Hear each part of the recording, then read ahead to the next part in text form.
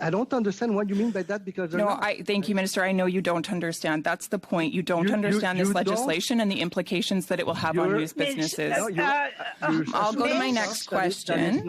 I'll go to my next question. Ms. Thomas, please be careful.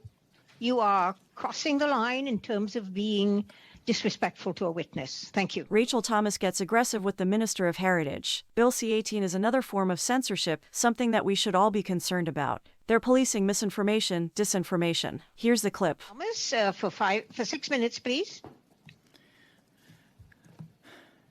Minister, just in your opening remarks and in other places too, you've claimed that your government cares about the spread of misinformation and disinformation. In this bill, in Section 51 of it, it would prevent social media platforms like Google from ranking high-quality news sources above lesser quality. It would also prevent them from being able to take down fake news or even give alerts as to news that might be incorrect or false altogether. We've heard from experts who have said that this bill would actually then deteriorate journalism and the integrity in this industry. It could actually proliferate garbage news as well as clickbait and misinformation. And so I'm wondering if you've been made aware of these serious concerns and if you're willing to make amendments to ensure that this is not the case.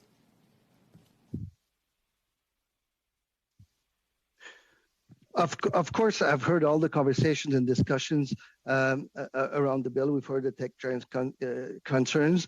And we think that the bill takes that into consideration. The bill simply puts a table in the middle, Ms. Thomas, where those platform giants, tech giants, and the news media across the country get together. Okay. I'm sorry, I was hearing an echo. I'm sorry. Go ahead, Minister. Minister, sorry, I'll just ask you to get to the point. I think you know how this works. My question is whether or not you would entertain amendments to help make the bill stronger to ensure that misinformation isn't proliferated. It's simply yes or no, Minister.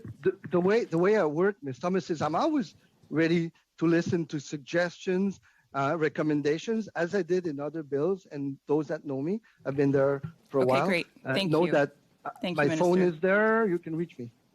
Thank you. Minister, my next question has to do with Section 24 of the bill. We know that in everyday life that we can use links within our sites, whether it's a blog or our Facebook pages, Twitter, etc. We can share these links and no one is required to pay for doing so. But under this bill, C-18, all of a sudden DNIs would be required to pay for news links. But only news links. News links would be the only thing on the internet that would be ascribed a monetary value. No other links. All other links can be shared, no problem, no need to pay. But news links somehow have value. I'm just curious as to why news links are ascribed a value, but other links are not. Why do you feel that this is appropriate? There's nothing that Canadians will pay for links. And I know that you in the past referred to this as Minister, I didn't say that Canadians would be paying for links. I said your legislation ascribes a value to them, and I'm curious as to why. There's not a value per click. There's not a value per link. What you do is you look at the overall material that is used by a platform from a media, and the negotiation is based on that overall information that is used. They sit down and they negotiate, but there's not a cost or a fee per link or a click precisely. That's not the bill. Minister, that's interesting because when you were asked by Mr. Evan Solomon on his news talk show or news show, you actually said that when people click a link, there's value for that. I can send that direct quote over your way for your review, but we'll leave that question there. Minister, my next question has to do with Section 11(1)AII. And in there, it actually says that DNIs basically must police the news business to make sure that they use the money that they're given in order to advance or support the production of local, regional, and national news content. I'm just curious as to how DNIs will be held accountable for policing this. And maybe to begin with, why are DNIs responsible to police this? Why do they need to ensure that this is how the money is used? And how will they make sure that that is the case? And how will they be held accountable?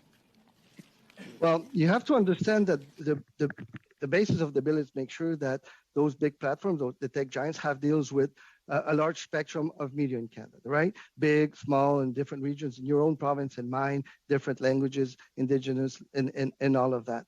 And Minister, with all due respect, my question was around policing. Why are DNIs expected to police how money is used by the news businesses? So, if I may, so once they get those agreements, then they have to go to the CRTC, demonstrate that they have the terms of agreements, and then they have to make sure that they have a fair relationship with all those different news outlets, new media. Minister, with all due respect, again, you're just not answering my question. I'm just curious as to why DNIs are responsible for policing the use of money by news businesses. I don't understand what you mean by that because... Thank you, Minister. I know you don't understand. That's the point. You don't understand this legislation and the implications that it will have on news businesses. I'll go to my next question. Ms. Thomas, please be careful. You are crossing the line in terms of being disrespectful to a witness. Thank you. Go ahead. Minister, my next question is this. Would you commit to coming to committee and answering questions, very important questions? Many have already been raised today by members on all sides here with regards to Mr. Marouf being given $133,000 by your department. Minister, you were awfully silent when this came up this summer. We haven't heard anything from you yet. We'd love the opportunity to ask you some questions. Would you be willing to come to committee and entertain that? I'm surprised you didn't hear me on this because I condemned it. I said that racism in any form.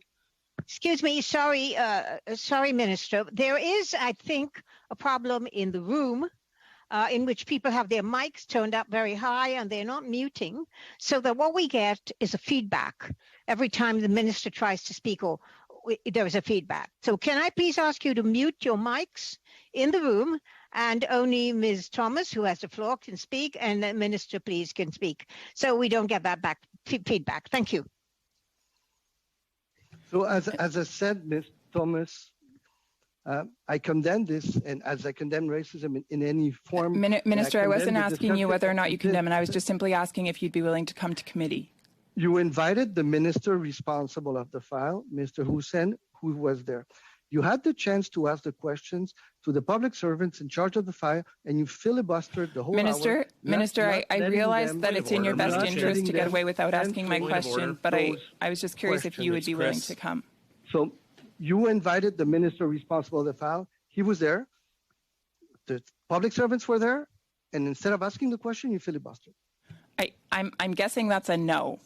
No to accountability, no to transparency, no to coming to committee. If that was important to you, why did you filibuster? Rodriguez. What? I beg your pardon? If that was... I didn't hear the last part. I didn't either.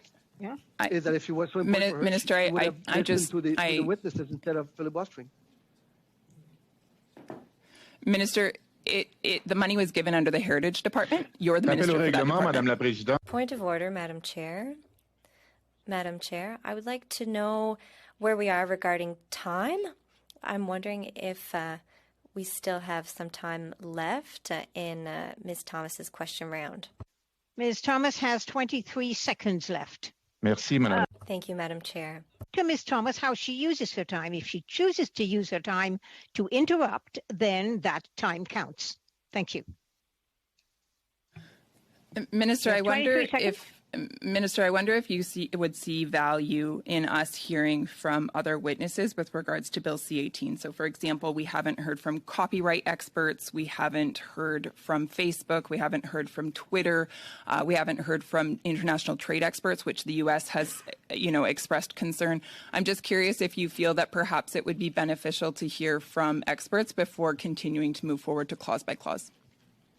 Well, it's up to you guys to decide, but my advice to you is if you stop filibustering, then you get more, for your buck. Minister, I was just asking if you felt it was a good idea to bring witnesses. Ms. Thomas, your time is up. I'm sorry. Your time is up. And now I would like to go to Mr. Coteau for 6